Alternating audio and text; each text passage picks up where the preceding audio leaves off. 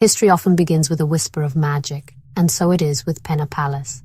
On this hill above the Atlantic, legend says the Virgin Mary appeared, inspiring a chapel and later a monastery for the Order of St. Jerome.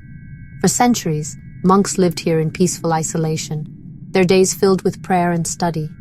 The monastery stood as a symbol of Portugal's spiritual strength until disaster struck. In 1755, a massive earthquake shattered the monastery, leaving only ruins. The monks abandoned the site, and the sacred hill became a place of sorrowful desolation. For decades, the ruins stood silent, a ghostly reminder of what had been lost. Ivy crept over broken walls, the wind howled through empty cloisters. The story of Pena was far from over. The ruins waited for someone with vision, someone who could see beyond the crumbling stones.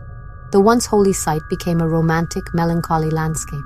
It seemed to belong more to a Gothic novel than the real world. A stage set for a grand drama, but the actors had not yet arrived. The Sacred Hill story was merely paused. It waited for its next and most spectacular chapter. The magic of Pena was only beginning.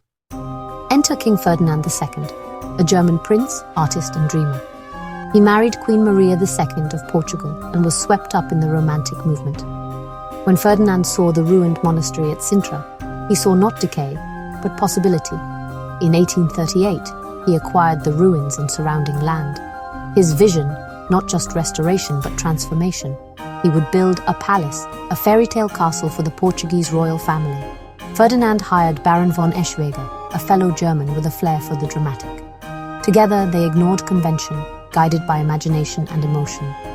Ferdinand sketched ideas, chose colors, demanded turrets and whimsical flourishes. This was his passion project, a declaration of love for art and history. The result? A glorious, colorful explosion of a palace. Not just a home, but a statement where reality and fantasy meet. Ferdinand turned a forgotten ruin into one of the world's most extraordinary buildings.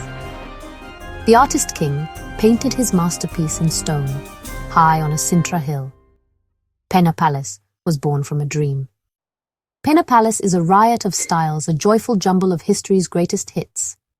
Ferdinand and von Eschwege mixed Gothic towers, Moorish arches, and Portuguese manueline motifs.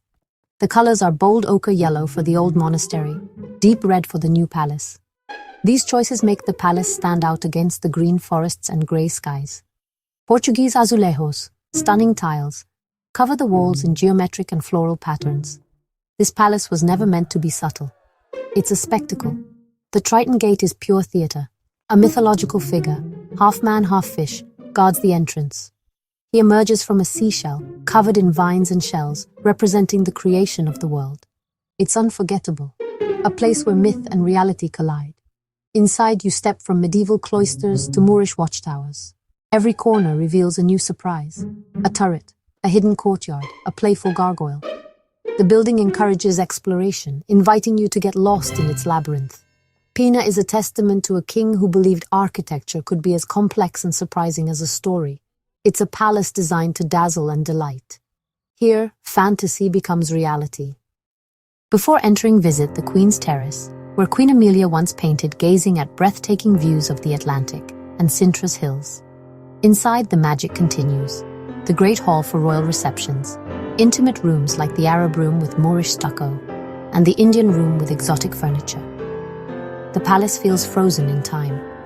Clocks stopped at the moment the monarchy fell in 1910. To visit, book tickets online and choose an early or late time slot to avoid crowds. The walk from the main gate is steep. A shuttle bus is available. Wear comfortable shoes and plan ahead. But why does Pena Palace capture our hearts? Because it's more than a building. It's a dream made real.